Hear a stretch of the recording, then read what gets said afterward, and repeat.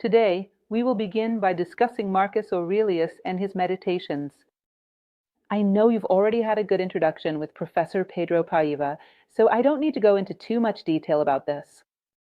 You are already familiar with the greatness of Marcus Aurelius, an emperor of a doctrine that demanded humility and detachment from material things. The Roman emperor was simply able to adhere to these precepts.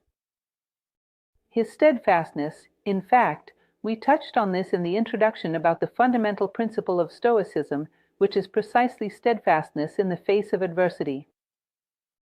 While simultaneously pursuing the relentless quest for goodness to inhabit the world as a human being. To leave the world a little better than he found it.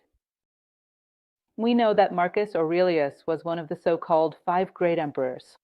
Of the good emperors, starting with Nerva, Trajan, Hadrian, Antoninus Pius, and it ends with him. It was a brilliant era where it is said there was a lot of social peace in the sense of having good governance in Rome. It is even said that it was one of the best moments in the history of Rome. In fact, there's even a funny story that says when the barbarians heard that a philosopher would come to power, they said, "Great, now we're done for." Because a philosopher doesn't know how to wage war.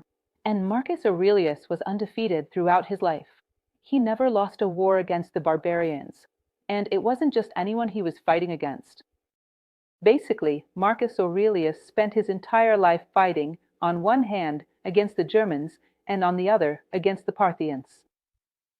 They were violent, aggressive enemies. He even ended up dying on one of these battlefronts.